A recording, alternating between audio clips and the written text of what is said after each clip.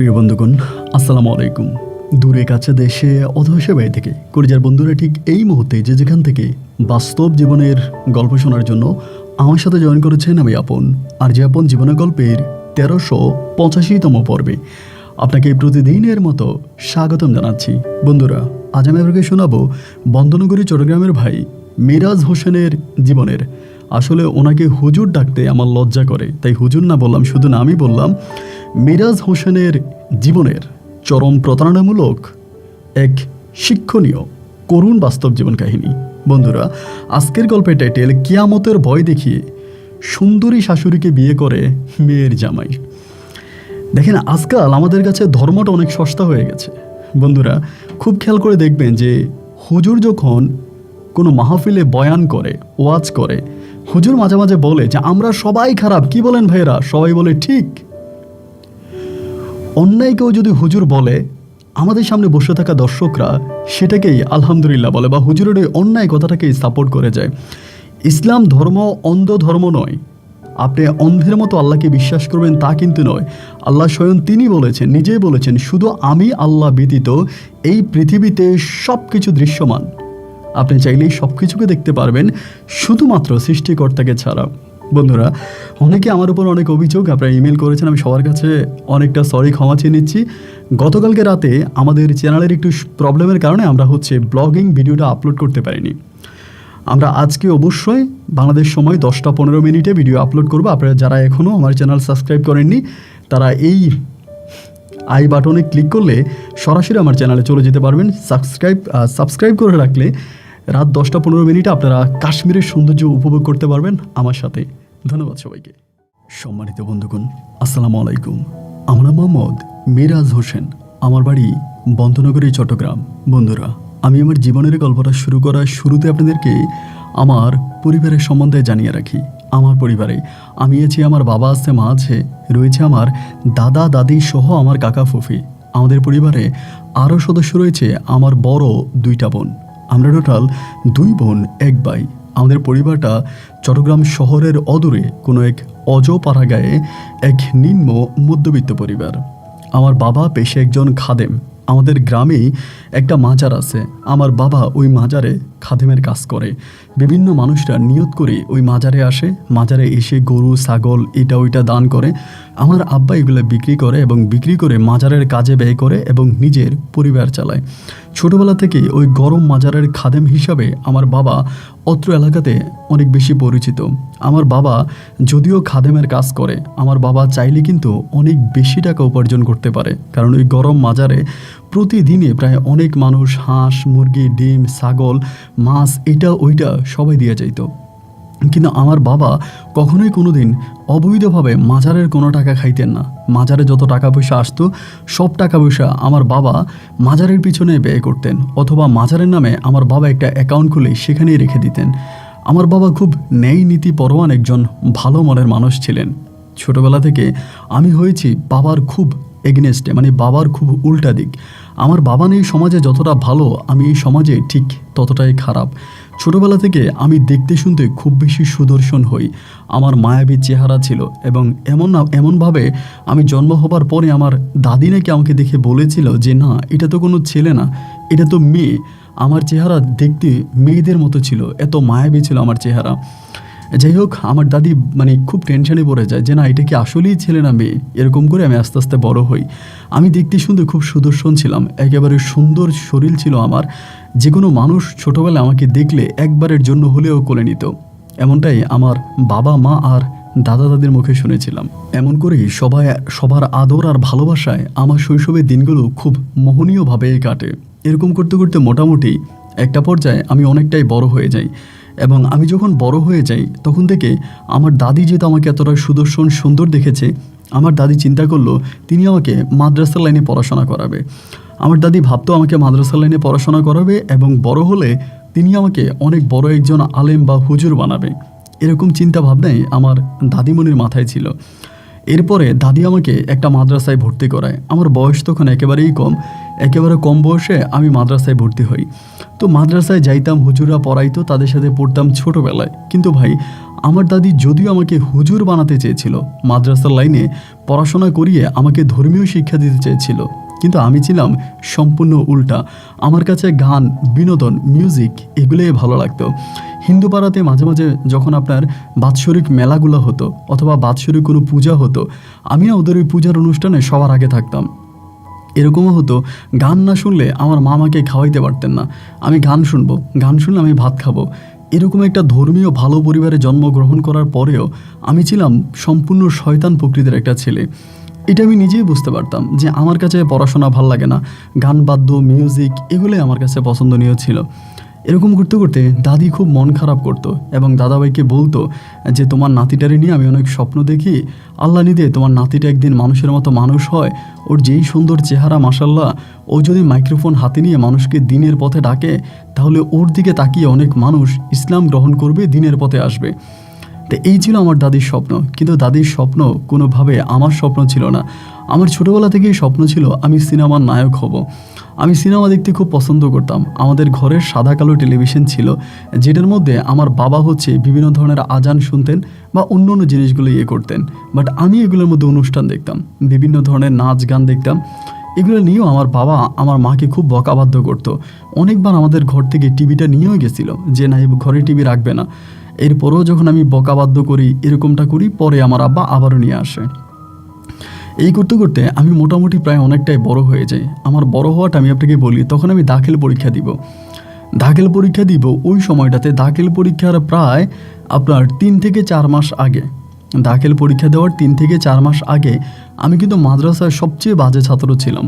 মানে কোনোভাবে ঠেলে মেলে কোনোভাবে আমি ক্লাসগুলোকে অতিবাহিত করে পাস করি। পড়াশোনার কথা শুনলে আমার মাথা খারাপ হয়ে যেত। আর আরবি সাবজেক্ট আমি দেখতেই পারতাম না।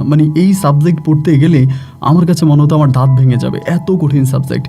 আমার আব্বা আমাকে হুজুর ঠিক করে দেয়, মাদ্রাসায় প্রাইভেট পড়ানোর ব্যবস্থাও করে দেয়, কিন্তু এরপরেও না কোনোভাবেই কোনো কিছু কাজ হয় না। আমি কোনোভাবেই পড়াশোনার প্রতি অ্যাটেনশন দিতে পারি না। আমি পারিই না, সোজা কথা যেটা। পড়াশোনার চেয়েও আমার শয়তানিটাই বেশি ছিল। তো এই হওয়ার পরে দেখা গেল যে একদিন আমরা করলাম কি, মাদ্রাসার সবাই মিলে, আমাদের মাদ্রাসার পাশেই একটা জলপাই গাছ ছিল, জলপাই গাছ। তো ওইটার মধ্যে খুব পাকা বড় বড় জলপাই ধরতো। তো আমরা করলাম কি, বন্ধুরা সবাই বললো যে চল জলপাই পারবো, জলপাই খাবো, এরকম করে বললো। তো ওরা কেউ গাছে উঠতে রাজি হয় না, কেউ গাছে উঠবে না। পরে আমি বললাম যে আমি এই গাছে উঠবো। এই গাছটা আপনার পুকুরের পাড়ের দিকে একটু হেলে একটু ধুলে পড়েছিল। গাছটা কিন্তু মাদ্রাসার না, পুকুর পাড়ে যাদের বাড়ি আছে তাদেরই গাছ ছিল। তো এবার আমি করলাম কি, পাঞ্জাবিটার উপরের দিকে উঠাইয়া আমি তখন ওই গাছের মধ্যে উঠলাম জলপাই পাড়ার জন্য। তো খেয়াল করে দেখবেন যে জলপাই গাছের ঢালগুলো কিন্তু অনেক নরম হয়। আমি একদম উপরে উঠে গেছি, উপরে উঠে যখন জলপাই পাড়তেছিলাম এমন তো সময় গাছের ডালটা ভেঙে গেছে। গাছের ডালটা ভেঙে আমি তখন গাছ থেকে পড়ে গেছি। তো গাছ থেকে পড়ে গেছি, যাদের গাছ তারাও সম্ভবত বিষয়টা দেখতে পাইছে। তো যেহেতু আমি গাছ থেকে পুকুরে পড়ে গেছে, আমার পুরো শরীর ভিজে গেছে, একদম পুরো শরীর ভিজা। তো এই ভিজা শরীর নিয়ে তো আমি আর মাদ্রাসায় যেতে পারবো না, তা তো আর সম্ভব না। এবার আমি করলাম কি, যে ঠিক আছে শরীর যেহেতু ভিজে গেছে আমি বাড়িতে চলে যাই। আমি বাড়িতে চলে গেছি। তো বাড়িতে চলে যাওয়ার পরে আমাদের মাদ্রাসায় একজন হুজুর ছিল, নাম ছিল সিরাজউদ্দিন হুজুর। এবং ওই হুজুর ছিল খুবই ইয়াং একজন হুজুর। ইয়াং ছিলেন, বাট তিনি প্রচণ্ড রকমের রাগে ছিলেন। সব হুজুরের থেকেও তিনি আলাদা, খুব রাগে, ওনাকে সবাই ভয় পাইতেন। তো আমি যখন বাড়িতে চলে গেলাম, বিকেলবেলা আমার বন্ধুরা যারা আমার সাথে পড়াশোনা করে মাদ্রাসায়, ওরা অনেকে আমাদের বাড়িতে গেছে আসরের পরে, মাদ্রাসা ছুটি হওয়ার পরে। যে বলতেছে, মিরাজ তোর তো খবর আছে। আমি বললাম কেন, কী হয়েছে? বলে এই ঘটনা, সিরাজ হুজুর খুব খেপছে। সিরাজ হুজুর বুঝে গেছে তুই জলপাই গাছে উঠছিস জলপাই পাড়ার জন্য, এরপরে গাছ সহ তুই ভেঙে পুকুরে পড়ে গেছিস। মনে হয় সম্ভবত যাদের গাছ তারা মনে হয় এই মাদ্রাসায় এসে বিচার দিছে। আর এছাড়াও হুজুর তোর উপরে খুব বেশি খেপে গেছে, তোরে কিন্তু হুজুর পাইলে আস্ত রাখবে না। তখন আমি চিন্তা করলাম যে আল্লাহ, বলে কি? আমি বললাম সত্যি বলতেছিস? হুজুর আমার উপরে খুব খেপে গেছে? বলে খুব খেপে গেছে, কালকে মাদ্রাসায় গেলে হয়তো তোর পিঠের চামড়া রাখবে না। আমি তখন চিন্তা করতেছিলাম, হায় আল্লাহ কী করবো, সিরাজ হুজুর বলে কথা। সিরাজ হুজুরের মতো রাগে হুজুর আমাদের মাদ্রাসার দ্বিতীয়টা নাই।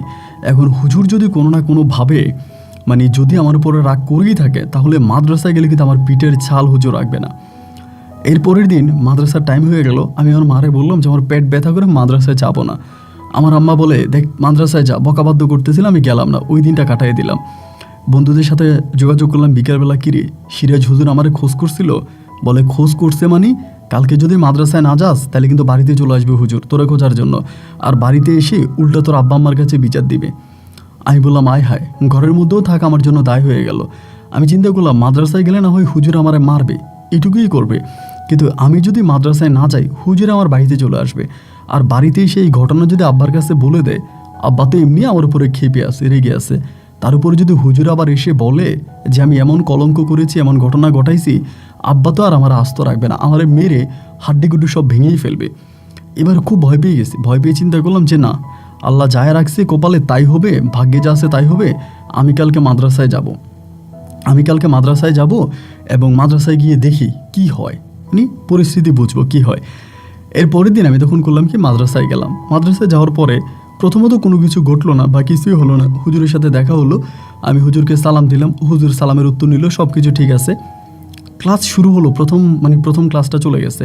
দ্বিতীয় ক্লাসটা হচ্ছে হুজুরের, হুজুর সেকেন্ড ক্লাস করতে আসবে, এবং দ্বিতীয় ক্লাসে হুজুর তখন আসছে সেকেন্ড ক্লাস করার জন্য। আসার পরে খুব শান্তশিষ্টভাবে বসে আছে, বসে থেকে বলতেছে মিরাজ এদিকে আসো। তো আমি কাছে গেলাম, কাছে যাওয়ার পরে আমি বললাম হুজুর কি হয়েছে, সালাম দিলাম, সালাম দেওয়ার পর জি হুজুর। পরে বলে যে মিরাজ তুমি গতকালকে আসো নাই কেন মাদ্রাসায়? আমি বললাম হুজুর আমার শরীর খারাপ ছিল। বলে এর আগের দিন তুমি মাদ্রাসা থেকে হঠাৎ চলে গেছিলে কেন? আমি বললাম যে হুজুর সবাই তো জলপাই খেতে চাইছিলাম, জলপাই গাছে উঠছি, এবং জলপাই গাছে ওঠার পরে আমি আসলে জলপাই পাড়তেছিলাম, ঢাল ভেঙে নিচে পড়ে গেছি, শরীর ভিজে গেছে। মিথ্যে বলে তো লাভ নাই, হুজুর তো জেনে গেছে না। তাই আমি বললাম যে ঢাল ভেঙে নিচে পড়ে শরীর ভিজে গেছে, যার জন্য আমি মাদ্রাসায় ক্লাস করিনি। হুজুর তখন বললো তুমি যার গাছে উঠেছো এই গাছটা কার? আমি বললাম যে হুজুর এটা তো আসলে আমি জানি না। বলে জানো না? আমি বললাম যে না। বলে তুমি না মাদ্রাসায় পড়াশোনা করো, তুমি কি জানো যে মাদ্রাসায় পড়াশোনা করা মানে কি? মাদ্রাসায় কিন্তু যেন তেন ছেলেরা পড়াশোনা করে না, মাদ্রাসায় পড়াশোনা করা একটা দায়িত্ব, একটা দায়িত্ব। তুমি যে একটা দায়িত্ব পালন করতেছো, ইসলাম প্রচার করতেছো, ইসলামের লাইনে আসছো, তুমি কি জানো যে কারো অনুমতি ছাড়া কারো কোনো গাছের ফলে হাত দেওয়া ঠিক না? তুমি কি এটা জানো? আমি বললাম আমি তো জানি না। বলে এই গাছটা যদি আমাদের মাদ্রাসারও হয়ে থাকে, তারপরেও মাদ্রাসার কর্তৃপক্ষের অনুমতি ছাড়া তুমি তো গাছে হাত দিতে পারো না। এটা তুমি মহা অন্যায় করছো, আর এই অন্যায় এত বড় অন্যায়, যিনি গাছের মালিক তিনি যদি তোমাকে ক্ষমা না করে, স্বয়ং আল্লাহ তোমাকে ক্ষমা করবে না। কারণ তুমি যার গাছের ফল খেয়েছো সে যতক্ষণ না ক্ষমা না করে, আল্লাহ তোমাকে ক্ষমা করবে না। তুমি বড় অন্যায় করেছো। আমি তখন বললাম যে হুজুর আমি তো খেয়ে ফেলছি, বা আমি তো চাই করছি, এখন আমি কি করব? আমার বলে কাট্টা সিঙ্গি দাও। আমাদের ওখানে একটা কাট্টা সিঙ্গি বলতো এটাকে, মাথা নিচু করে আপনার নিচে দিয়া হাত দিয়া ওরকম করে বসা লাগতো। আমি ওরকম চিঙ্গি দেওয়ার পরে হুজুর তখন আমার মারতে থাকে বেদ দিয়া, এত পরিমাণ আর আমার মারে রে ভাই। আমি লাফ দিয়ে উঠে যাই, হুজুর আবার মারে, আমি লাফ দিয়ে উঠে যাই, আবার মারে, এবং আমাকে মাদ্রাসায় পরে এক পায়ের উপরে কানে ধরায় রাখে। মাদ্রাসার সামনে যতগুলো মেয়ে ছিল প্রতিটা মেয়ে হাসতে হাসতে শেষ, এবং আমাকে এত পরিমাণের অপমান করছে, মায়ের যেমন তেমন অপমানটা আমার শরীরে খুব ভালো করে বিঁধে গেছে, যে এত পরিমাণের আমাকে উনি অপমান করছে, অপদস্থ করছে। খুব রেগে গেলাম যে না, হুজুর যেহেতু আমার এত বড় ক্ষতি করছে, আমাকে মারছে, আমার সাথে এগুলো করছে, আমি আর পড়াশোনা করবো না। এরকম একটা রাগ, খুব অভিমান নিজের উপরে কাজ করে। তো আমি চিন্তা করলাম মাদ্রাসা থেকে তো কয়েকদিন পরে দাখিল পরীক্ষা যেহেতু দিব, এই মাদ্রাসা থেকে তো চলে যাব, এরপরে তো আর এই মাদ্রাসায় আসবো না। তো আমি যাওয়ার আগে হুজুরের বড় ধরনের একটা ক্ষতি করে যাব। হুজুর যেহেতু আমাকে মারছে, আমার এরকমভাবে আমার করছে, আমি হুজুরের একটা ক্ষতি করব। এরপরে হলো কি, আমাদের মাদ্রাসারই একজন মহিলা শিক্ষিকা আছে, নাম হচ্ছে সালমা ম্যাডাম। তো সালমা ম্যাডামের সাথে আমাদের সিরাজ হুজুরের একটু ঝামেলা আছে বলতে কোনো ঝামেলাই নেই, কিন্তু আমরা অনেকেই মনে করি ঝামেলা আছে। এবং এও আমরা বাতাসের মাধ্যমে খবর পাইলাম যে সিরাজ হুজুর বিয়ে করছে কিছুদিন আগে, আপনার প্রায় এরকম হবে যে 5-6 মাস আগে বিয়ে করছে। এবং বিয়ে করার পরে সিরাজ হুজুরের যে নবগত ওয়াইফ আছে, উনি সিরাজ হুজুরের সাথে খুব ঝামেলা করে, অনেক ঝামেলা করতেছে। কারণ ওই ম্যাডাম মনে করে, ওই সিরাজ হুজুরের বউ মনে করে যে সিরাজ হুজুর সালমা ম্যাডামের সাথে কোনো না কোনো প্রেমের সম্পর্কে জড়িত আছে। তো এই জন্য ম্যাডাম অলওয়েজে করে কি সিরাজ হুজুরের সাথে ঝগড়া করে। এই খবরগুলো কিন্তু আবার আমাদের কানে আসতো। তো এরকম করতে করতে একদিন হলো কি, রাগ তো আমার উপরে খুবভাবে খেপে গেছে যে আমি কিছু না কিছু একটা করব, যে করেই হোক হুজুরের একটা মারাত্মক ক্ষতি আমি করব। তো হুজুর আমাকে যেমনি অপমান করছে, সেই অপমানের প্রতিশোধ আমি হুজুরের উপরে নিব। আমাদের মাদ্রাসায় একটা ছাত্রী ছিল জান্নাত, এই মেয়েটা আবার আমার খুব পছন্দ করতো। মানে আমি মাদ্রাসায় পড়তাম তো, আমার আসলে কারোর প্রতি আমার কোনো প্রেম ভালোবাসা এই সমস্ত কোনো কিছুই ছিল না।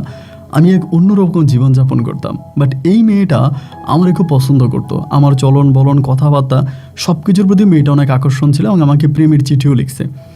তো মেয়েটা আমাকে প্রেমের চিঠি লিখছে, আমি কিন্তু করলাম কি চিঠিটা আমার কাছে রেখে দিয়েছি আমার ক্লাসেই পরে, মানে জান্নাতে।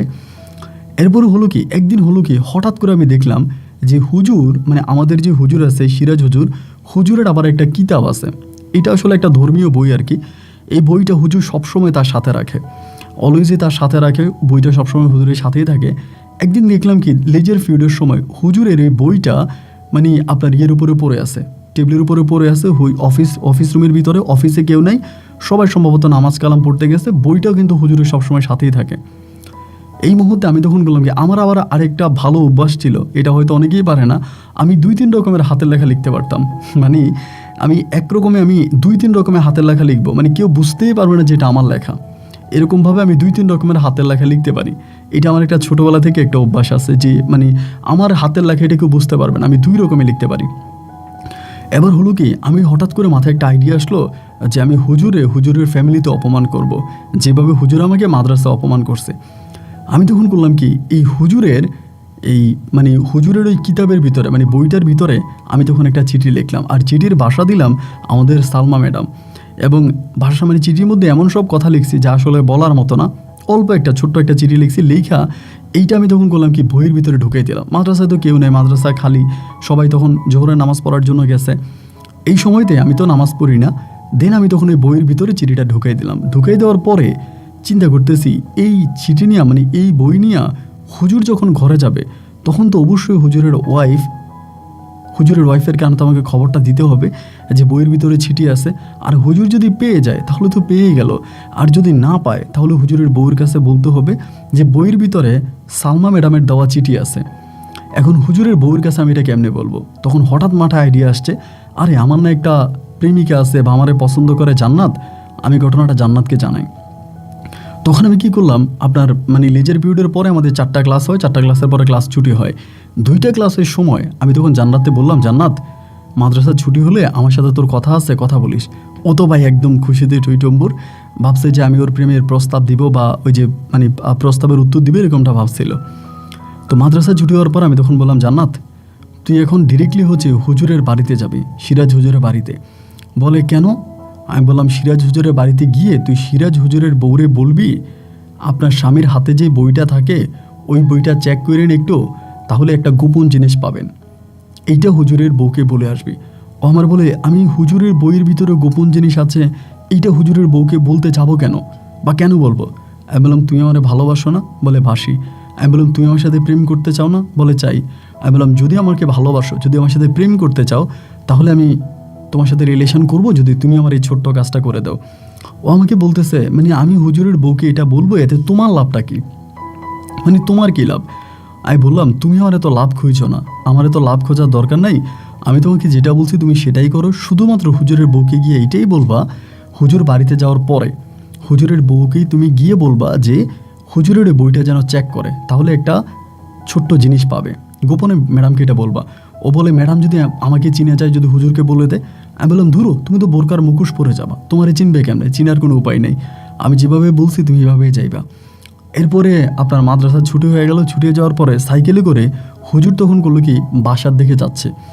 তো তখন পর্যন্ত কিন্তু হুজুর চিঠিটা পায় নাই। যদি চিঠি পাইতো তাহলে কিন্তু মাদ্রাসা গরম করে ফেলতো, কাউরে না কাউরে জিজ্ঞেস করতো বা এটা নিয়ে একটা কথা মানে হইতো, চালাচালি হইতো। বাট এরকম কিছু কিন্তু হয় নাই। তার মানে আমি নিশ্চিত যে হুজুর এখনও চিঠিটা পায় নাই। এবার আমি তখন জান্নাতরে বললাম, জান্নাত তুই তো হুজুরের বাড়ির সামনে দিয়ে যাবি, বাড়ি দিয়ে যাওয়ার সময় হুজুরের বউর এটা বলে যাবে। ও আমার বলে, আমি জানি না তুমি আমার কোন বিপদে ফালাইতেছো, আমার কিন্তু ভয় লাগে। আমি বললাম, প্লিজ তুই এই কাজটা করিস। এই কথা বলে আমি আর জান্নাত তখন হুজুরের বাড়ির ওইদিকেই গেলাম। যাওয়ার পরে হুজুর তখন ঘরের ভিতরে, মানে জান্নাত তখন হুজুরের বাড়ির ভিতরে ঢুকছে। ঢুকা অনেকক্ষণ পরে বেরোইছে। বেরোয়ার পরে আমি বললাম, বলছিস? বলে, হ্যাঁ বলছি। বলে, আমার না অনেক ভয় লাগছে, হুজুরের ওয়াইফ আমার বারবার জিজ্ঞেস করতেছে তুমি কে, তুমি যেটা বলতেছো তুমি কে? আমি কিন্তু আমার পরিচয় দিই না, আমি হাইটে চলে আসছি। আমি বললাম, বাহ গুড গার্ল, এটা ভালো কাজ করছিস, পরিচয় দিস না, ঠিক আছে এবার যা। এবার হুজুরের মানে ও তো চলে গেছে, আমি আমার মতো করে বাড়িতে চলে গেছি। অপেক্ষা করতেছি শালা পরের দিন কি ঘটে। এবার পরের দিন যেটা ঘটলো, হুজুরের মাদ্রাসা আসে নাই, মানে সিরাজ হুজুর মাদ্রাসায় আসে নাই। মাদ্রাসায় না আসার পরে চিন্তা করলাম কী হবে, সিরাজ হুজুর আসলো না কেন, গোপনে গোপনে খবর নেওয়ার চেষ্টা করতেছি কিন্তু কোনো খবর পাইলাম না। বিকেলবেলা হুজুরের বাড়ির এক মহিলার মাধ্যমে খবর পাইলাম হুজুর আর হুজুরের বউয়ে মারামারি করছে। দুজনে মারামারি করছে এবং মারামারি করার পরে রাতের বেলায় হুজুরের বউ হুজুরের বাপের বাড়িতে চলে গেছে। কী নিয়ে মারামারি করছে ওইটা কিন্তু আর কেউ জানে না, তা আমি তো জানি কী নিয়ে মারামারি তাদের মাঝে হতে পারে। যাই হোক, এরপরও হইল কি, এর 2 দিন পরে হুজুর আর মাদ্রাসায় আসেই না। এর 2 দিন পরে হুজুর এবং হুজুরের বউ এটা নিয়ে খুব ঝামেলা অনেক কিছু হয়েছে এবং একটা পর্যায়ে হুজুরের সাথে হুজুরের বউয়ের ডিভোর্স বা তালাক হয়ে গেছে। এই ঘটনার কিছুদিন পরে হুজুরের বউ হুজুরকে ডিভোর্স করে দিছে। এখনও আমি শিওর না যে হুজুর এটা বলে দিছে কিনা, হুজুরের বউ এটা হুজুরকে বলছে কিনা যে তোমার বইয়ের ভিতরে আমি এটা পাইছি, বা ঝগড়াটা কী নিয়ে হয়েছে আমি কিন্তু এটা জানি না। কিন্তু এটাই জানলাম যে অল্প কয়েকদিনের ভিতরে তাদের মাঝে ডিভোর্স হয়ে গেছে। তো ডিভোর্স হয়ে যাওয়ার পরে এদিক দিয়ে জান্নাত আমারে বারবার বলতেছে যে যে এই তুমি আমার লোকে রিলেশন করো, প্রেম করো, চলো আমরা এটা করি ওইটা করি। আমি আর ওরে খুব একটা দাম দিই না। এমন করে 1 দিন 2 দিন 3 দিন 4 দিন সময়গুলো কাটতেছে। আরও কয়েকটা দিন কেটে যাওয়ার পরে জান্নাত একদিন ছোটোখাটো একটা বিষয় না আমার সাথে ঝগড়া লেগে গেছে। ঝগড়া লেগে যাওয়ার পরে আমি জানি না কি জান্নাত এটা হুজুরকে বলে দেয় না হুজুর অন্য কোনো মাধ্যমে বিষয়টা জেনে যায়, আমি এটা কিন্তু আজও শিওর না। হুজুর একদিন হলো কি আমাকে জিজ্ঞেস করলো যে আচ্ছা মিরাজ, তুমি কি আমার বউরে কোনো কিছু দিছিলা? এমনি আমারে বলতেছে। আমি বললাম না হুজুর, আমি তো কোনো কিছু আপনার বউরে দেইনি। পরে বলতেছে কোনো কিছু দাও না? আমি বললাম যে না। এই ঘটনার ওই দিন এটা আমাকে জিজ্ঞেস করলো এবং পরের দিন হুজুর তখন আমার আব্বাকে মাদ্রাসায় ডাকাইলো। আব্বা কিন্তু আর আমারে বলে না যে হুজুর আমার আব্বারে ডাকাইছে। সকালবেলা আমার আব্বা মাদ্রাসায় এবং আমার দাদাও মাদ্রাসায়, হুজুর এবং আরও কিছু লোক মিলে তখন মাদ্রাসায় অফিসে বসছে। আমি তো বুঝলাম না ঘটনা কি। আমাকে ডাক দিছে, পরে আমি গেছি অফিস রুমে যাওয়ার পরে আমার আব্বা নিচের দিকে তাকায় থাকে আমার আব্বা ঘুমড়িয়ে কান্না করতেছে। আমি তখন কি আব্বু কান্না করতেছে কেন? পরে আব্বু আমার দিকে তাকায় থাইকা চোখের পানি ঝরাইতে আছে। তো আমি বললাম যে কী হয়েছে আব্বু, কি? আমার আব্বা তখন আমার দিকে তাকায় থাইকা বলে এটা তুই কী করলি, এটা তুই করলিটা কি?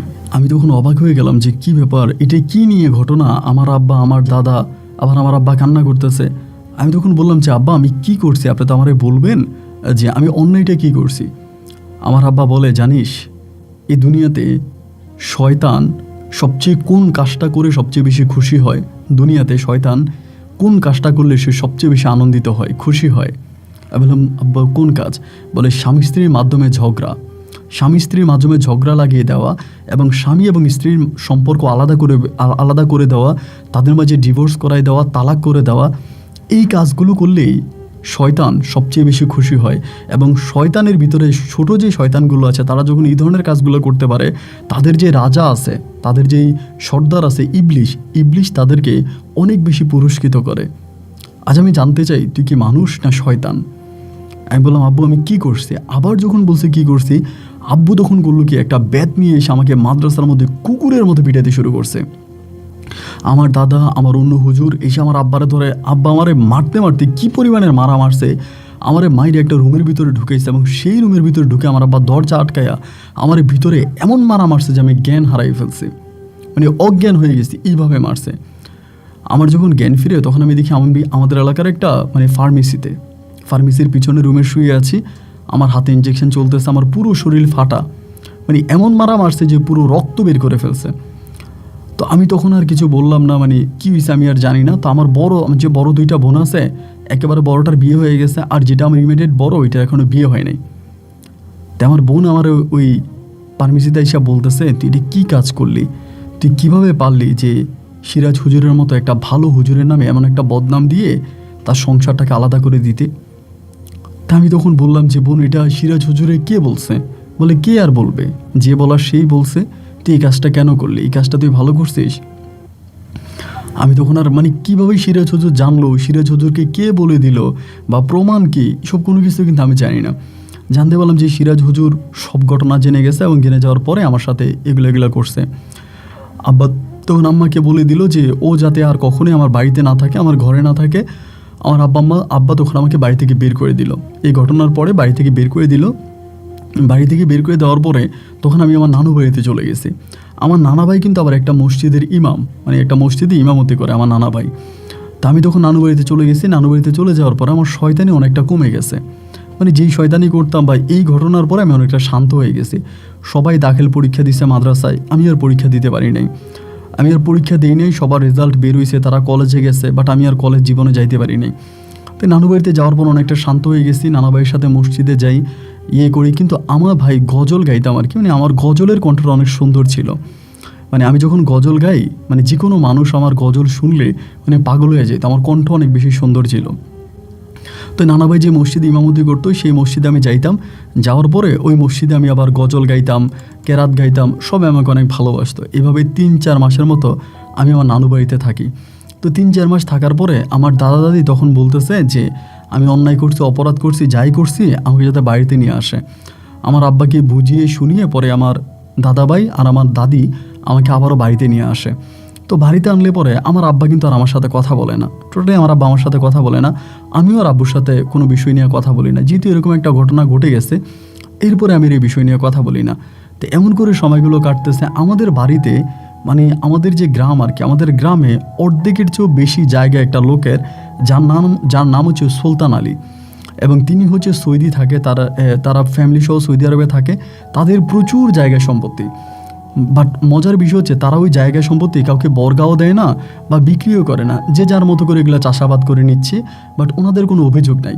ওনাদের ঘর বাড়িও অন্য মানুষ ব্যবহার করতেছে, তাদের মানে পুকুরে অন্যরা মাছ দিতেছে, মাছ ধরতেছে, মাছ ফেলতেছে, আবার তাদের জমিতে অন্যরা ফসল ফলাই নিয়ে যাচ্ছে। বাট তারা খুব মানে মানে সাদা মনের মানুষ, তাদের মনের ভিতরে কোনো কিছুই নেই, তারা এইসব নিয়ে কিছু মনে করে না। তো এবার হলো কি, মানে আমি বাড়িতে আসার কিছুদিন পরে সুলতান আলী তখন সৌদি আরব থেকে তার ফ্যামিলি সহ বাংলাদেশে আসছে। সৌদিতে ওনার ব্যবসা বাণিজ্য আছে, উনি অনেক টাকা পয়সার মালিক, উনি বাংলাদেশে আসছে। তো বাংলাদেশে আসার পরে উনি আসার কিছুদিন পরে আমাদের এলাকাতে মাহফিল হতো।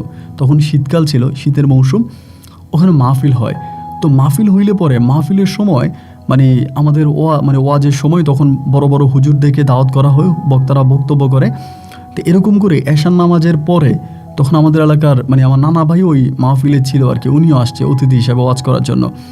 এসার পরে আমার নানা ভাই বলতেছে, মিরাজ একটা গজল গাতো, মসজিদের একটা গজল টান দে, কেন দর্শকরা তো সবাই মোটামুটি চারদিকে ছড়াই গেছে, গজলটা গাইলে সবাই আবার মানে আসবে, এরপরে হুজুর বয়ান শুরু করবে। তাই আমি বললাম আচ্ছা ঠিক আছে নানা ভাই দেন।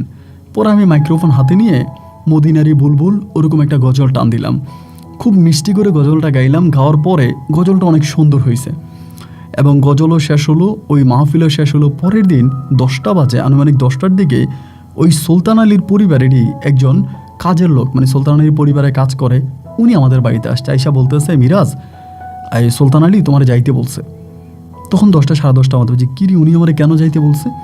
তো এইটা বলার পর আমি তখন ঘরের মানে উনার ওই কাজের লোকটার সাথে ওনার বাড়িতে গেছি। যাওয়ার পরে উনি আমারে বললো যে তুমি তো অনেক সুন্দর গজল গাও, কালকে মাহফিলে তোমার গজল শুনে আমার ওয়াইফ খুব খুশি হয়েছে। তো আমার ওয়াইফ এক রুমে থাকবে, তুমি আরেক রুমে থেকে গজলটা একটু গায়া ওনারে শোনাইবা। আমিও বললাম যে আচ্ছা ঠিক আছে। পরে ওনার ওয়াইফ এক রুমে ছিল, আমি অন্য রুমে ছিলাম। অন্য রুমে থেকে আমি তখন গজলটা গাইলাম, মদিনারি বুলবুলি গজলটা আবার গাইলাম। এবং গাওয়ার পরে ম্যাডাম ওই রুম থেকে বলতেছে, এই ছেলে আরেকটা গজল গাও। তখন আমি আরেকটা গজল টান দিলাম, 2টা গজল গাইলাম। এবং 2টা গজল গাওয়ার পরে আমার তিনি ওই সময় কিন্তু 1000 টাকা মানে 500 টাকা 2টা নোট দিছে, অনেক মূল্য, আমার 1000 টাকা দিছে। দেওয়ার পরে সুলতান আলী বলল, তুমি অনেক ভালো গজল গাও, তোমার আমার অনেক ভালো লেগেছে। তো এই ঘটনার পরে সুলতান আলী মাঝে মাঝে আমাকে এদিক সেদিক নিয়ে যাইতো। সুতরাং পুকুরে মাছ ধরতে আমাকে রাখতো বা এখানে সেখানে আমাকে নিয়ে যাইতো। এমন করে সুলতান আলীর পরিবারের সাথে আমার পরিবারের একটা ভালো সম্পর্ক হয়ে যায়। সুলতান আলী সবসময় আমার আব্বাকে বলে যে তোমার ছেলেটা অনেক ভালো, ও ভালো গজল গায় বা এটা সেটা। আমার আব্বার একটা মানে ভালো দিক ছিল কি, আমি যতই খারাপ হইতাম আব্বা কিন্তু অন্যদের কাছে আমার খারাপের কথা বলতো না। অনেকে হয় না যে সন্তানে একটু অপরাধ করলে সেটা অন্যের কাছে অনেক বড় করে বলা, আমার আব্বা কিন্তু এরকম ছিল না। ধরেন আমি কোনো অন্যায় করছি, অপরাধ করছি, আব্বা এটাকে ধামা চাপা দেওয়ার চেষ্টা করতো, মানে এটাকে হাইলাইট করতো না, সবার কাছে মানে বলে বেড়াইতো না। তো আমার আব্বা তখন আমাকে খুব ভালোভাবেই দেখে বা আব্বুর মতো করে, আব্বু এটা আর কারো কাছে বলে না যে আমি খারাপ এই সে, আব্বু বলে না, আব্বু বলে হ্যাঁ আমার ছেলে ভালোই। এমন করতে করতে কিছুদিন কেটে গেল, প্রায় 1.5 মাস পরে হঠাৎ করে আমাদের পরিবারে একটা বিয়ের প্রস্তাব আসছে, যেটা শুনলে আপনি অবাক হয়ে যাবেন, অবাকই হয়ে যাবেন।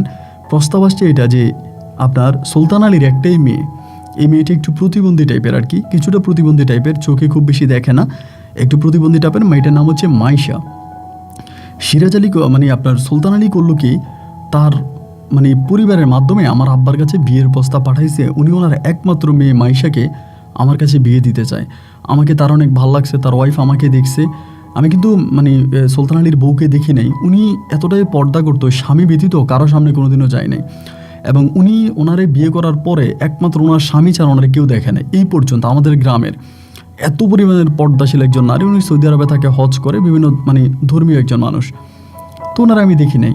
তো উনি করলো কি, ওনার মেয়ে মাইশারের সাথে আমার বিয়েটা উনিই ঠিক করছে। তো সুলতান আলী তখন বললো, এমন এমন ঘটনা, আমরা তো চাইতেছি মাইশারে তোমার কাছে বিয়ে দেওয়ার জন্য। এটা আমার আব্বার মাধ্যমে তখন প্রস্তাবটা পাঠাইলো। আমার আব্বা মতো এই প্রস্তাব পেয়ে মহা খুশি, কারণ সুলতান আলীর মেয়েরে বিয়ে করা মানে বুঝেন তো, আমি এক কথায় ধনী হয়ে যাওয়া। কারণ সুলতান আলীর যে পরিমাণের সয় সম্পত্তি আমাদের গ্রামের, আমাদের 14 পুরুষ যদি কামাই রুজি নাও করে, তাও আমাদের পরিবারে কোনো অভাব আসবে না, আমরা কোনো অভাবে পড়বো না। এত পরিমাণে টাকা পয়সার মালিক সুলতান আলী। আমার আব্বা আম্মা তো তখন এই প্রস্তাব পেয়ে খুশিতে একেবারে ভাগবকম। আমার আব্বা আম্মা বলতেছে, ঠিক আছে আমরা রাজি, আমরা চাই যে সুলতান আলীর মেয়েকে বিয়ে করায় আনবো। আমার আব্বা তখন রাজি হলো। রাজি হওয়ার পরে আমি তখন মেয়ে দেখতে গেলাম। মেয়ে দেখতে শুনতে ভালো, কিন্তু একটু প্রতিবন্ধী, মানে ঠোঁটটা একটু বাঁকা, চোখে একটু কম দেখে, একটা চোখ বড় একটা চোখ ছোট, এমনি লম্বা টম্বা ফর্সা ঠিকই আছে। আমার আব্বা আম্মার কথা হচ্ছে, মেয়ে যদি চোখে নাও দেখে, এক পাও না থাকে, এক হাতও না থাকে, তাও সমস্যা নেই, এই মেয়েকেই তারা আমাকে বিয়ে করাবে। কারণ সুলতান আলীর মেয়ে বলে কথা, যাদের উঠানে যাওয়ার মতো যোগ্যতা আমাদের নাই, আমাদের উঠানে যাওয়ার মতোই যোগ্যতা আমাদের নাই, ওনার মতো এরকম একটা লোকের মেয়েরে আমি বিয়ে করব, এটা তো আমার জন্য মানে বিশাল একটা পাওয়া। এর থেকে বড় পাওয়া তো আর কিছু হতে পারে না। আমার আব্বা তখন পরিপূর্ণভাবে এক পায়ে রাজি হয়ে গেল যে সুলতান আলীর মেয়েরা আমার বিয়ে করাবে। আব্বাও রাজি, পরিবারের সবাই রাজি। আমি তখন চিন্তা করতেছি, আল্লাহ আমি এখন কি করব। তাই ঠিক আছে, মেয়ে প্রতিবন্ধী হোক আর যাই হোক, দেখতে শুনতে তো ভালোই আছে, এবং বিয়ের পর আমার সৌদি আরব নিয়ে যাবে। মেয়ের পরিবার বলছে আমাকে এসেও সৌদিতে নিয়ে যাবে। এরপর তখন পারিবারিকভাবে একেবারে ধুমধাম করে বিশাল আনন্দ আয়োজনের মাধ্যমে তখন এই মাইশার সাথে আমার বিবাহ সম্পন্ন হয়। বিবাহ সম্পন্ন হওয়ার পরে আমি তার নিয়ে বাসর ঘরে যাই।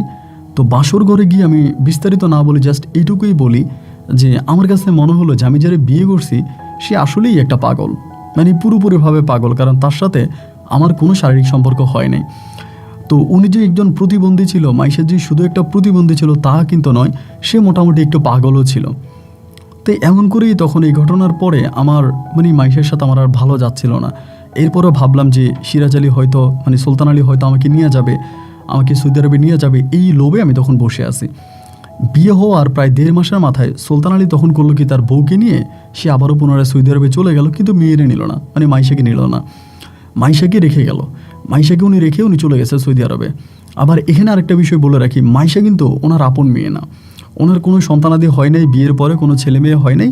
পরে মাইশা ছোটোবেলা থেকেই প্রতিবন্ধী ছিল, ওরা জানি কোত্থেকে মাইশাকে নিয়ে আসে। মাইশাকে নিয়ে এসে সুলতান আলী তার নিজের নামে মেয়ের আইডি কার্ড করে, মেয়েটা ভোটার আইডি কার্ড করে, সব কিছু মানে নিজের মেয়ের নামেই করে, মানে নিজের মেয়ে হিসাবেই করে, এবং করে মাইশাকে উনি ওনাদের পরিবারেই বড় করে একদম ছোট থেকে। কিন্তু সুলতান আলীর আপন মেয়ে কিন্তু মাইশা না, সুলতান আলীর নিজস্ব কোনো সন্তান নাই।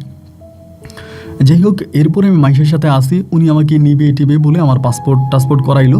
আমি পাসপোর্ট করলাম, পাসপোর্ট আবার পাঠাইলাম, এবার আমার ভিসা হবে। এর ভিতরে প্রায় 1 থেকে 1.5 মাস, পাসপোর্ট পাঠানো 1 থেকে 1.5 মাস পরে হঠাৎ করে খবর আসছে যে সুলতান আলী আপনার সৌদিতে মারা গেছে। হঠাৎ করে এমন খবরটা আসছে, এবং এই খবরে আমাদের পুরো গ্রামের মানুষ ভেঙে পড়েছে, সবাই কান্না করতে শুরু করছে। কারণ সুলতান আলী ছিল আমাদের গ্রামের একমাত্র ব্যক্তি যাকে আমরা সবাই ভালোবাসতাম। গ্রামের মানুষের প্রতিটা বিপদে আপদে সুলতান আলী এগিয়ে আসতো, এবং এই গ্রামের এমন কোনো মানুষ নাই যে সুলতান আলীর কাছ থেকে উপকার পায় নাই বা সুলতান আলী উপকার করে নাই। প্রতিটা মানুষের মুখে মুখে একটাই নাম, সুলতান আলী ছিল আমাদের গ্রামের একমাত্র মানুষ যিনি কিনা আমাদেরকে অনেক উপকার করেছে। সুলতান আলীর মৃত্যুতে পুরো গ্রামের মানুষরা ভেঙে পড়ে কান্নায়, এবং কিছুদিন পরে সুলতান আলীর লাশ তখন বাড়িতে আসে, এবং সুলতান আলীর বউ সে লাশ বহন করে সৌদি আরব থেকে বাংলাদেশে নিয়ে আসে, মানে আমার শাশুড়ি। এবং এভাবেও তখন সুলতান আলীকে দাফন করা হয়। আমি কিন্তু তখন আমার শাশুড়ির নাম ছিল মায়া বেগম। আমি তখনও কিন্তু আমার শাশুড়িকে আমি দেখি নাই। পরে সুলতান আলী মারা গেল, মারা যাওয়ার পরে ওনার লাশ দাফন করা হলো। সেদিন প্রচুর মানুষ আসছে, দূর দূরান্ত থেকে অনেক মানুষ আসছে ওই লাশ মানে দাফন করার জন্য। কারণ সুলতান আলী আমাদের গ্রামের একজন ব্যক্তি ছিল যারা সবাই ভালোবাসতো। সুলতান আলী দাফন হয়ে গেল এবং এরপর আমি তখন সুলতান আলীর যত জায়গা সম্পত্তি যা আছে এই সমস্ত কিছু আমি দেখাশোনা করতাম। এক কথায় বলতে গেলে মুহূর্তের মধ্যে আমার দিন রাত সব পাল্টে যায়, আমি লক্ষ লক্ষ টাকার মালিক হয়ে যাই। আগে তো সুলতান আলী কোনো জমি বর্গা দিত না কারো কাছে, জমি যে যার মতো করে চাষাবাদ করতো। বাট আমি করলাম কি, জমিগুলোকে বর্গা দিতে শুরু করি এবং জমির অর্ধেক ফসল আমি আমার বাড়িতে উঠাইতাম এবং ওনার যে পুকুর ছিল আমি পুকুরে মাছ ধরতাম, পুকুরে মাছ ফেলতাম। এক কথায় বলতে গেলে রীতিমতো আমাদের পরিবারটা সম্পূর্ণভাবে পাল্টে গেল। বাড়িতে দালান উঠে গেল, টাকা পয়সা ইনকাম করতেছি দুই হাতে। আম্মা তো আমার অনেক বেশি ভালোবাসে যে আমি বেশি টাকা পয়সা ইনকাম করতেছি, সব মিলিয়ে চলতেছি। কিন্তু মাইশের সাথে সংসার করতেছি, মাইশের ঘরে কোনো সন্তানাদি হয় নাই, ওর ঘরে, কিন্তু ওর সাথে আমি সংসার করে যাচ্ছি। এভাবে সুলতান আলী মারা যাওয়ার 41 দিন পরে তখন 41 দিনের দিন ওখানে জাপতের আয়োজন করা হয় আর কি, মৃত ব্যক্তির নামে যে জাপত হয় ওই জাপত করে। এবং জাপতের দিনও কিন্তু আমি মাইশার মাকে দেখি নাই, ওর আম্মাকে আমি দেখি নাই। এবং এই বিয়ে হয়েছে আজকে প্রায় আমার 1 বছর খানিক হয়ে গেছে, কিন্তু তা আমি ওর আমার শাশুড়িকে দেখি নাই। এরকম করে বেশ কয়েকদিন কেটে যাওয়ার পরে একদিন মাইশার একটা অ্যালবাম ওর কাছে ফটোর অ্যালবাম, এই ফটো অ্যালবামটা একদিন আমি হঠাৎ করে হাতে নিলাম। হাতে নেওয়ার পর ওর পারিবারিক ছবিগুলো দেখতেছি। এরই মাঝে হঠাৎ করে আমি তখন একটা মহিলার ছবি দেখতে পাই ওখানে, একেবারে সেম বিদেশি মানুষের মতো, সৌদিয়ানদের মতো। তো আমি তখন মাইশারে বললাম যে মাইশা, এই ছবিটা কার? এটা কি তোমার ওখানকার সৌদির কোনো মহিলা? বলে না, এটা আমার আম্মা। এমন ফিগার, সুন্দর এবং দেখতে শুনতে এত সুন্দর, আমি এক দেখায় পাগল হয়ে গেছি। আমি বললাম, কি বললা, এটা তোমার মা? বলে হ্যাঁ, এটা আমার আম্মা। কেন, তুমি আমার আম্মাকে আর দেখো নাই? আমি বললাম না, আমি তোমার আম্মা তো আর কারোর সামনে যায় না। বলে হ্যাঁ, আমার আম্মা আসলে কারোর সামনে যায় না, আমার আম্মা খুব পর্দা করে, অনেক পর্দাশীল একজন মহিলা। আমার আব্বা ব্যতীত আমার আম্মা আমার সামনেও খুব বেশি একটা আসতো না। আমি তখন বললাম, সত্যিটা তোমার মা? বলে হ্যাঁ, এটা আমার মা। এবং এই কথা বলার পরে মাইশার মাকে দেখার জন্য, আমার শাশুড়িকে দেখার জন্য তখন আমি পাগল হয়ে যাই, যে যেমনি পারি আমি শাশুড়ির চেহারাটা দেখব, যে কিনা ছবিতে দেখতে এত সুন্দর, সে বাস্তবে না জানি কেমন। এরকম করে আমি তখন একটু বেশি ওই বাড়িতে যাতায়াত করতে শুরু করি। সুলতান আলীর বাড়িতে আমার শ্বশুর বাড়িতে একটু বেশি যাতায়াত করতে শুরু করি। আর এমনিতেই তো আমি সবসময় ওখানে যাইতাম, কারণ আমার শাশুড়ি একা ঘরে থাকতো, একটা কাজের মহিলা আছে, বাজার সাজার থেকে শুরু করে যাবতীয় যত খরচ লাগে সমস্ত কিছু তো আমিই করতাম। বাজার সাজার এটা ওইটা সব কিছু আমার মাধ্যমেই হইতো। তো আমি যাইতাম, পরিবারকে এটা ওইটা দিতাম, ওরকম করেই তখন সময়গুলো কাটতেছে। ওনার যখন যা লাগতেছে এটাই আমি দিতেছি। তো ওনারা কিন্তু আমি দেখি না, উনি আমার সাথে কথা বলে, উনি এক রুমে থাকে, আমি আরেক রুমে থাকি, অথবা মধ্যে পর্দা দিয়ে এরপর উনি আমার সাথে কথা বলে, মধ্যে একটা পর্দা রাখে, পর্দা রেখে তারপর আমার সাথে কথা বলে। তো আমি যে ওনার ছবি দেখলাম অ্যালবামে, এবং ছবিটা দেখার পরে আমি কেমনে ভাই ওনার প্রতি আকৃষ্ট হব, বা কেমনে ওনার আমি পটাবো, ওনার সাথে আমি কেমনে প্রেম করব, বা ওনার আমি কেমনে দেখবো, আমি পাগল হয়ে গেছি।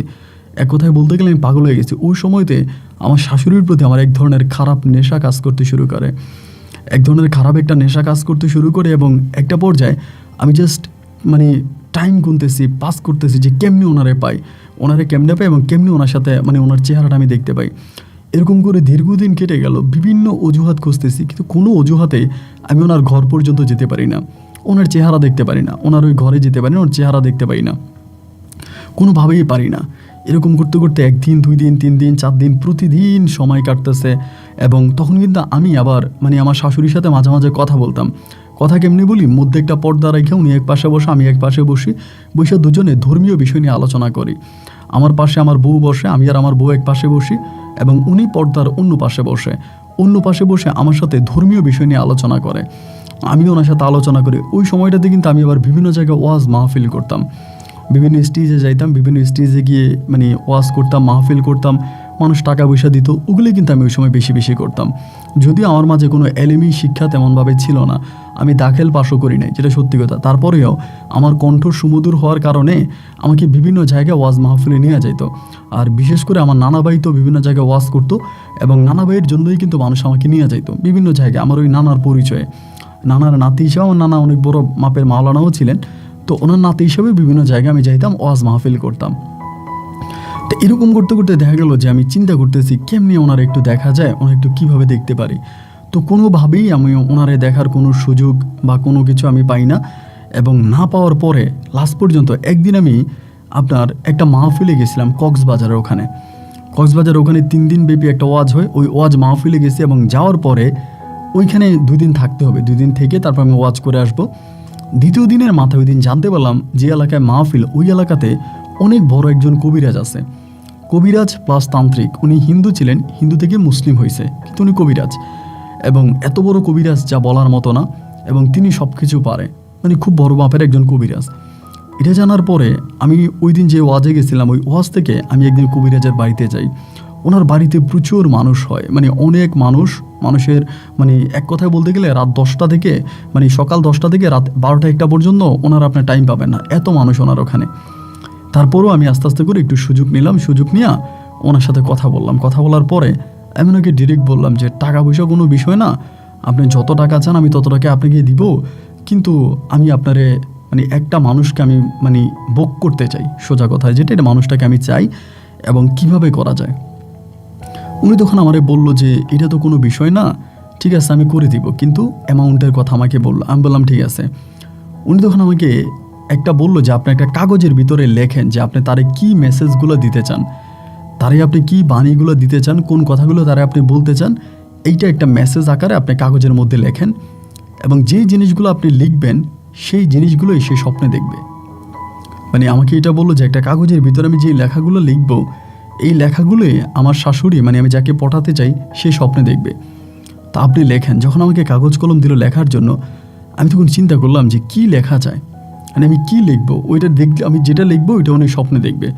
হঠাৎ আমার মাথায় মনে আসলো যে আমার শাশুড়ি কিন্তু কিয়ামতকে অনেক ভয় পায়, মানে দোজক, কিয়ামত এগুলোকে অনেক ভয় পায়, মানে কিয়ামতকে অনেক ভয় পায় উনি। আমি শুধু যখন ওনার সাথে কথা বলি ধর্মীয় বিষয় নিয়ে, কিয়ামতের কথা বললে উনি খুব বিব্রত হয়ে যেত, ভয় পাইতো, এবং সেদিন কিভাবে বাঁচা যাবে, কবর, হাসর, এগুলোকে অনেক ভয় পায়। তো আমি তখন বুদ্ধি খাটায় বললাম যে কিয়ামতের ভয়টাই তাকে আমার দেখাতে হবে, এই ভয়টাতেই তিনি মানে আমার প্রতি আকৃষ্ট হবে। তখন আমি করলাম কি, ওটার মধ্যে এইটা লিখলাম যে একজন হুজুর, বড় মাপের একজন হুজুর তাকে এই স্বপ্নটা দেখাবে, যে এরকম স্বপ্ন তাকে দেখাবে তুমি তোমার মেয়ের জামাইকে বিবাহ করো, কারণ তুমি তোমার মেয়ের জামাইয়ের সাথে তোমার কোনো সম্পর্ক নাই, কারণ এটা তো আর তোমার আপন মেয়ে না, এই তোমার আপন মেয়ে না, সুতরাং তুমি তোমার মেয়ের জামাইকে বিয়ে করতে পারো, এবং তাকে যদি তুমি বিয়ে করো তাহলে তুমি জান্নাতে যেতে পারবা, কিয়ামতের সময় তুমি অনেক ভালোভাবে থাকতে পারবা, তুমি জান্নাতে যাবা। মানে জান্নাতের লোভ দেখাইলাম। দেখানোর পরে এটা আমি চিরিকোটটা লিখলাম, পুরাটা লেখার পরে ওই লোকটাকে দিলাম। দেওয়ার পরে তিনি বলল তুমি 15 মিনিট বসো, আমি কাজ করে দেবো। 15 মিনিট পরে উনি অনেক বড় একটা তাবিজ আমাকে বানাই দিল, অনেক বড় মাপের তাবিজ, এরকম এই সাইজের একটা তাবিজ বানাই দিল, এবং বানিয়ে দিয়ে আমারে বলল যে এই তাবিজটা যেভাবেই হোক অন্তত একদিনের জন্য হলেও তোমার শাশুড়ির শরীরে রাখতে হবে। তো আমি তখন বললাম যে আমার শাশুড়ির শরীরে একদিনের জন্য হলেও তাবিজটা রাখবো, এটা কিভাবে রাখবো, উনি তো তাবিজ ওভাবে পরে না। বলে যেভাবে হোক ওনার শরীরে একদিনের জন্য তোমার এই তাবিজটা রাখতে হবে। তাই আমি বললাম আচ্ছা ঠিক আছে। এই কথা বলে কবিরাজের কাছ থেকে তাবিজটা নিলাম। এখন এই তাবিজ আমি আমার শাশুড়ির শরীরে কেমনে নিব, উনি তো আর এই তাবিজ পরে না, আবার সে ধর্মীয় মানুষজন, সে তো তাবিজ পরবে না, ওইরকম একটা চিন্তা ভাবনা তার মাথায়। তখন আমি ভাবলাম যে কি করা যায়, মানে কিভাবে আমি তাবিজটা তারে পরাইতে পারি, মানে কোন ওয়েতে সে তাবিজটা পড়বে। তো এরকম করে 1 দিন 2 দিন 3 দিন 4 দিন করে সময়গুলো কাটতেছে, বাট কোনো সুযোগ পাই না। এর মাঝে হঠাৎ করে একদিন আমার শাশুড়ি আমারে বলতেছে কি যে মিরাজ, আমার ঘরটার মধ্যে কেমন কেমন করে জানি একটু ভয় লাগে। ও নিজেই বলে যে আমার একটু ভয় লাগে রাতের বেলায়, আমি একটু অনেক ভয় পাই, কোন দোয়াটা পরে ঘুমাইলে রাতের বেলায় আমার ভিতরে ভয় কাজ করবে না, মানে আমি ভয় পাবো না। মুহূর্তের মধ্যে আমার তখন ওই তাবিজের কথা মাথায় চলে আসছে।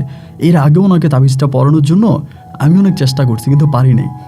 এবার মনে করলাম যে এবার আমি ওনাকে তাবিজটা পরাইতে পারবো। পরে আমি বললাম যে মা একটা কাজ করেন, আমি একটা তাবিজ আপনাকে দিতেছি, পর্দার নিচ দিয়ে আপনি তাবিজটা নিয়ে যান, এটা আপনি পড়েন, এটা পড়লে আপনার ভিতরে কোনো ভয় থাকবে না। উনি বলেন না, তাবিজ কবজ এগুলো তো কোরআনে হারাম আছে এবং এগুলো তো কুফুরি, তো এটা কি পড়া ঠিক হবে? আমি বললাম দেখেন, আপনি তো একটা খারাপের ভয় পাচ্ছেন, আর আমিও বুঝতেছি আপনার ঘরে একটু সমস্যা আছে, এই জিনিসটা আপনি পড়েন, এটা পড়লে আপনার কোনো সমস্যা হবে না, আপনি এটা পড়তে পারেন। পরে বলে আচ্ছা ঠিক আছে। এই কথা বলে আমি ওনাকে তাবিজটা ওনার মেয়ের আমি ভিতরে পাঠাই, মাইশার ভিতরে পাঠাই, তুমি যাও গিয়ে ওনাকে তাবিজটা পরাই দাও। পরে মাইশা পর্দার ভিতরে যায়, গিয়ে ওর মারে তাবিজটা পরাই দেয়। তাবিজটা পরাই দিয়ে আমার আইসা বলতেছে তাবিজ আমারে পরাই দিছি। আমি বললাম হ্যাঁ ঠিক আছে, এটা ভালো কাজ করছো। এবার তাবিজ পরাই দিল। তাবিজ পরানোর পরে আমি তো তখন অপেক্ষা করতেছি যে সোনার চান এবার তো ঘটনা ঘটবে। এই যেদিন আমি তাবিজ পরাইলাম, এর পরের দিন উনি আবার আমার সাথে ধর্মীয় বিষয় নিয়ে আলোচনা করছে, এবং এর 2 দিন পরে উনি আর আমার সামনে আসে না। ধরেন পর্দার পাড়ে গিয়ে ওনাকে ডাক দিতাম, ওনার রুমের সামনে যে পর্দা আছে ওই রুমের সামনে যেয়ে ডাক দিতাম, উনি আসতো আমার সাথে কথাবার্তা বলতো। এখন আর উনি আমার সামনে আসে না। আমি তখন মাইশারে বলি যে মাইশা, তুমি কি তোমার আম্মুর সাথে কথা বলো তো, উনি আমার কাছে কেন আসে না, আমার সাথে কেন কথা বলে না। এরকম করে 15-20 দিনের মতো কেটে গেছে, উনি আর আমার সামনেও আসে না, আমার সাথে কথাও বলে না। পরে আমার কাছে মনে হলো এই শালা ভণ্ড কবিরাজ কী দিল, এত তো হিতে বিপরীত হলো। আগে তো শাশুড়ি একটু আমার সাথে কথাবার্তা বলতো, একটু পর্দার পারে আসতো, এখন তো দেখি আর আমার কাছে আসেই না। আমি তো বিপদে পড়ে যাব। এবার আমি সে কবিরাজের বাড়িতে আবারও গেছি, কক্সবাজারের ওই কবিরাজের বাড়িতে আবারও গেছি। যাইয়া ওনারে বললাম যে আপনি আমার কী তাবিজ দিলেন, এখন তাবিজ দেওয়াতে তো উল্টো হয়ে গেছে, এখন তো আমি যাকে তাবিজটা করছি সে আর আমার সাথে কথা বলে না। পরে তিনি বলল যে তিনি কিছুক্ষণ ধরে বসেছিল, বসে থেকে আমাকে বলল যে দেখেন উনি কথা বলবে, আপনি অপেক্ষা করেন, উনি নিজেই আপনাকে ডাকবে, উনি নিজেই আপনাকে ডাকবে, আপনি অপেক্ষা করেন। আমি বললাম কতদিন অপেক্ষা করবো, আজকে 14-15 দিন অপেক্ষা করতেছি, উনি আমাকে ডাকেও না, আমার সাথে কথাও বলে না, আমার সাথে উনি কোনো রকমের যোগাযোগই নেই। আগে আমার সাথে কথাবার্তা বলতে, এখন আমার সামনেও উনি আসে না। তো বলে যে হ্যাঁ উনি আসবে, আপনি একটু অপেক্ষা করেন, ধৈর্য ধারণ করেন। তো ঠিক আছে, আমি তখন ধৈর্য ধারণ করলাম যে উনি আসবে, হুজুর তো বলছে, মানে কবিরাজ তো বলছে আসবে। এভাবে কিছুদিন পরে একদিন আমার ওয়াইফকে দিয়া, মাইশাকে দিয়া আমার শাশুড়ি আমারা ডাকাইছে রাত্রিবেলায়, তখন প্রায় 8:30 কি 9টার মতো বাজে, 8:30-9টার মতো বাজার পরে পর্দার একবার উনি আর একবারে আমি, মাইশা আমার সাথে বসে আছে। উনি আমারে বলে যে মিরাজ তোমার পাশে কি মাইশা আছে? আমি বললাম আছে। বলে মাইশাকে বলো আজকে একটু চলে যাওয়ার জন্য, আমি তোমার সাথে আমার কিছু ব্যক্তিগত বিষয় নিয়ে কথা বলবো। তো মাইশা কিন্তু আবার ওর মাকে মানতো, ওর মা যা বলতো তাই শুনতো। পরে মাইশা এখান থেকে সরে গেল, সরে যাওয়ার পরে আমার শাশুড়ি আমারে বলতেছে যে মিরাজ বেশ কয়েকটা দিন ধরে আমি খুব বাজে একটা স্বপ্ন দেখতেছি, এই স্বপ্নটা আমার কাছে খুব খারাপ লাগতেছে, আমার স্বপ্নটা এরকম একটা স্বপ্ন। উনি আমাকে ওইটাই বলে যে একজন বুজুর্গ বা একজন হুজুর, পাগড়ি মাথায় দেওয়া, সাদা পাঞ্জাবি পরা এই লোকটা তারা এসে আমাকে, মানে তাকে আমাকে বিয়ে করতে বলে, মানে আমার শাশুড়ি মায়াকে বলে আমাকে বিয়ে করার জন্য। পরে আমি বললাম আপনি যে স্বপ্নটা দেখতেছেন এই স্বপ্নটা আমিও 2 দিন ধরে দেখেছি, আমাকেও একজন বুজুর্গ, একজন হুজুর এসে, একজন দরবেশ এসে আমাকে অনুরোধ করে আপনাকে বিয়ে করার জন্য, এবং আপনি শারীরিকভাবে অনেক কষ্টে আছেন, আমি আপনাকে বিয়ে করার জন্য আমাকে বলে। তো আমি ওই হুজুরকে জিজ্ঞেস করেছিলাম, আমি তো ওনার মেয়ে মাইশাকে বিয়ে করেছি, এখন কিভাবে আমি আবার ওনাকে বিয়ে করব। পরে ওই হুজুর আমাকে বলল যে আপনাকে বিয়ে করা আমার জায়েজ, আমি আপনাকে বিয়ে করতে পারবো।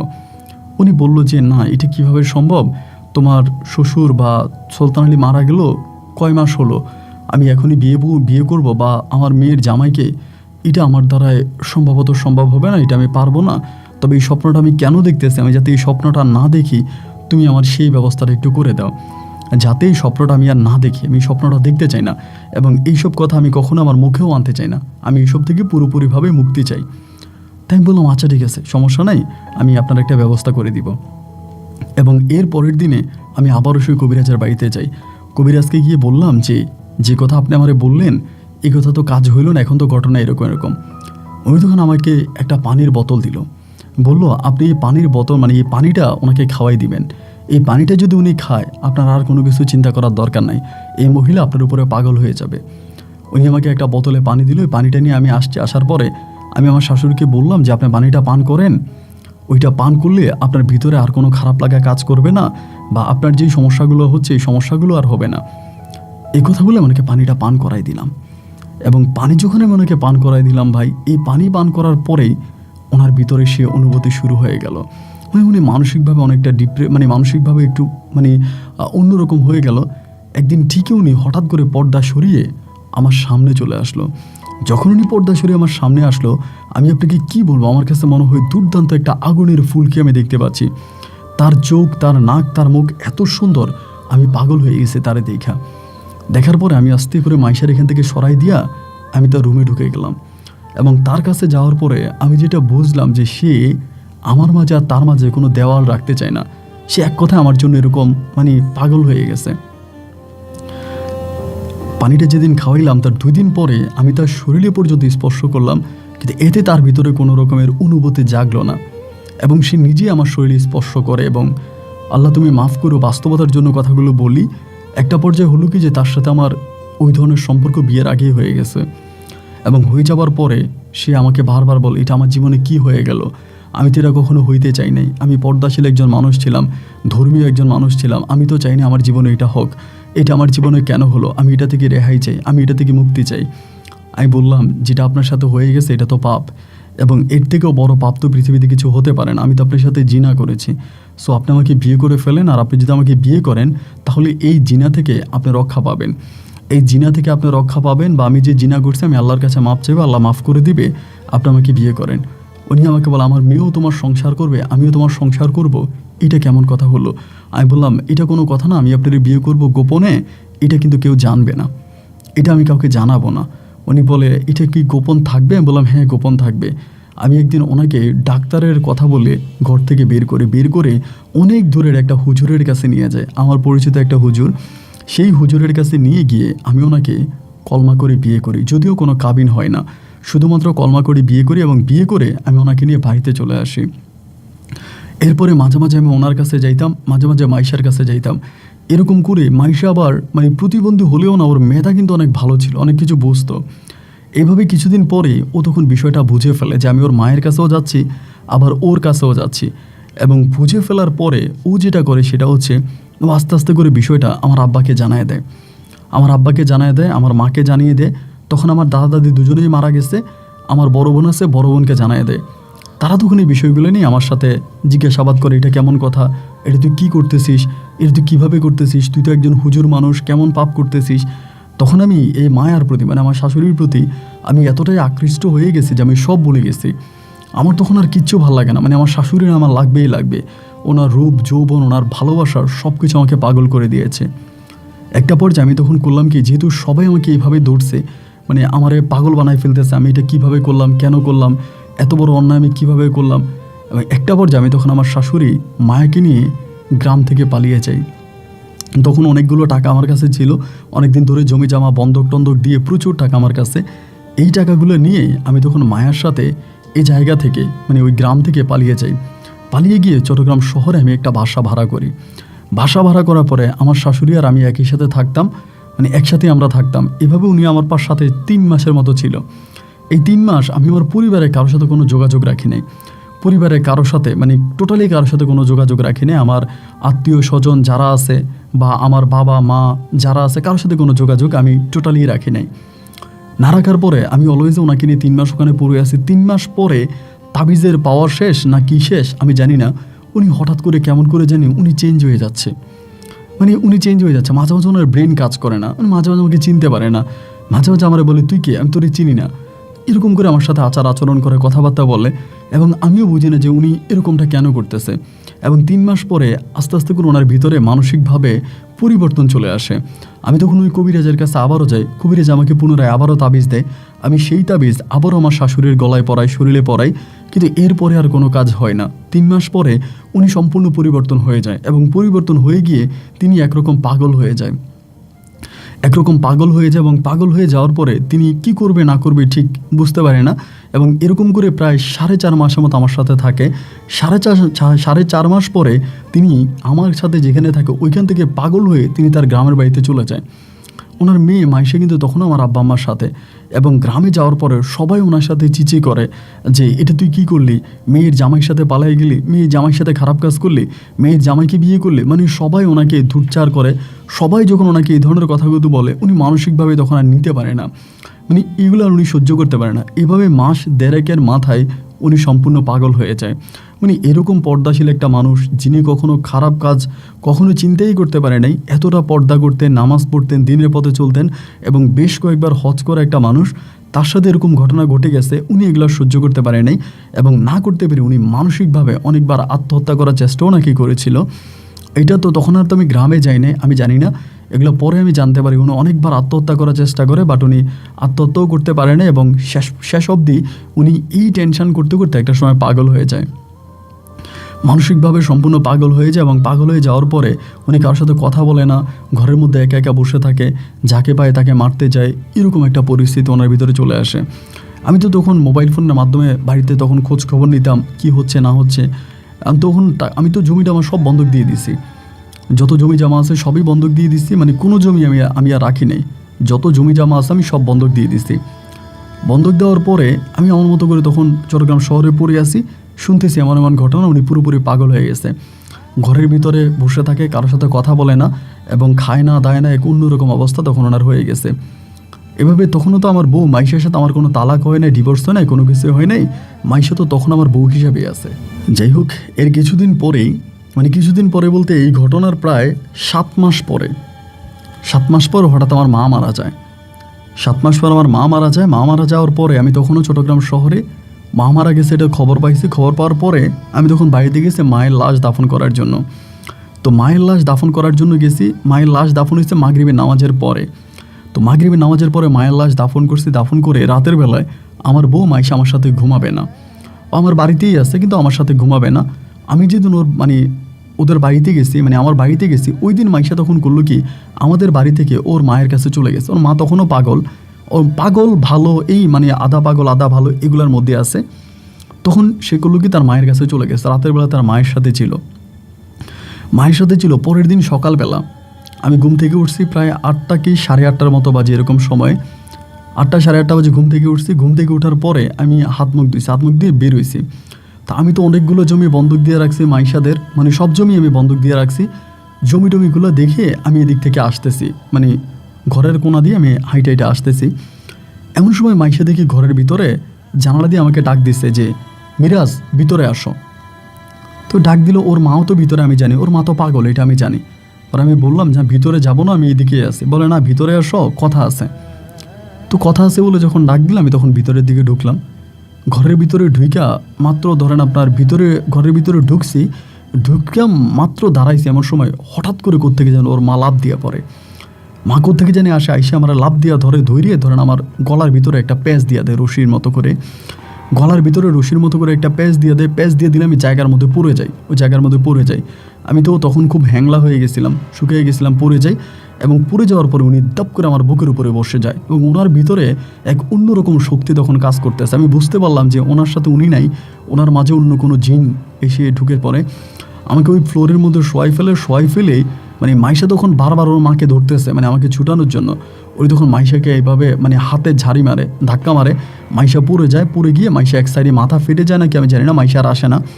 এবং উনি আমার বুকের উপরে শুয়ে, আমার যেটুকুন মনে আছে, ওনার এই 2টা আঙ্গুল আমার চোখের ভিতরে ঢুকে দেয়। মানে 2টা আঙ্গুল, শুধু এটুকুই মনে আছে যে 2টা আঙ্গুল আমার চোখের ভিতরে দিয়ে দেয়, এটুকুই মনে আছে, আর কোনো কিছু মনে নেই। এরপর আমি জ্ঞান হারিয়ে ফেলি, মানে অজ্ঞান হয়ে যাই। এবং আমার যখন জ্ঞান ফিরে আসে, তখন আমি অ্যাম্বুলেন্সে আমাকে ঢাকায় নিয়ে যাচ্ছে। তখন আমি ঢাকা চিটং হাইওয়ে রোডের মধ্যে আছি। আমি বললাম কী হয়েছে, বল আমার চোখ নষ্ট হয়ে গেছে। আমাকে ঢাকা চক্ষু হসপিটালে নিয়ে যাওয়া হয় এবং সেখানে আমি দীর্ঘ প্রায় 9 মাসের মতো চিকিৎসাধীন অবস্থায় থাকি। এবং এই 9 মাসে আমার টোটালি আমি আর চোখে দেখতে পাইনি, মানে আমার চোখ সম্পূর্ণভাবে নষ্ট হয়ে গেছে। 9 মাস পর আমি এক তিল পরিমাণ আর দেখতে পাই নাই কোনো রকমে। 9 মাস পরে সুস্থ হয়ে অন্ধ অবস্থা আমি তখন বাড়িতে ফিরে আসি। অন্ধ অবস্থায় বাড়িতে ফিরে আসার পরে যা জানতে পারি যে মাইশার মা মাইশাকে অন্য এক জায়গায় বিয়ে দিয়ে দেয়। এবং বিয়ে দিয়ে দেওয়ার পরে এই মাইশার মা ভালো হয়, সুস্থ হওয়ার পরে তিনি আবারও সৌদি আরবে চলে যায়। ওনার মানে এই মাইশার যে মা, মানে মাইশার মায়ের বোন, মানে 2 বোন, তারাও সৌদি আরবে থাকে।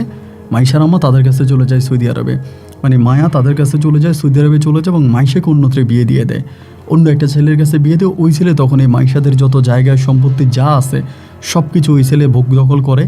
এবং আমার পরিবার তখন, আমি বাড়িতে আসি এবং অন্ধ অবস্থায় আমি তো কোনো কিছু করতে পারি না, মানে আমি আর বিয়ে শাদিও করলাম না, কোনো কিছুই করলাম না। শেষ অবধি পর্যন্ত আমি পুরোপুরিভাবে অন্ধই থেকে গেলাম। মাইশার অন্যত্রে বিয়ে হলো, ওখানেও সন্তানাদি হলো, ওর পরিবার হলো এবং সবশেষ আমি আমার পরিবারের কাছে বোঝা হিসাবে আজ রয়ে গেলাম।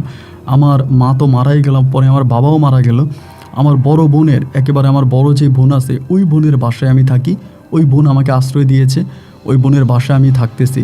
তো আমার ওই ভাগ্নি, আমার একটা ভাগ্নি আছে, ওরও বিয়ে হয়েছে, সন্তানাদি আছে। ওই আবার আপনার গল্প শোনে, মানে আপনার গল্পের অনেক ভক্ত। তো ওই কিন্তু আবার আমার ঘটনাটা জানে। ও আমাকে বললো আমার ঘটনাটা আপনাকে লিখে পাঠাবে, যদি পাঠায় তাহলে আপনি আমার গল্পটা রেকর্ড করে মানুষকে শুনিয়ে সতর্ক করবেন। আপনার জন্য দোয়া করি, আল্লাহ আপনার নেক হায়াত দান করুক। ভালো থাকবেন, আসসালামু আলাইকুম।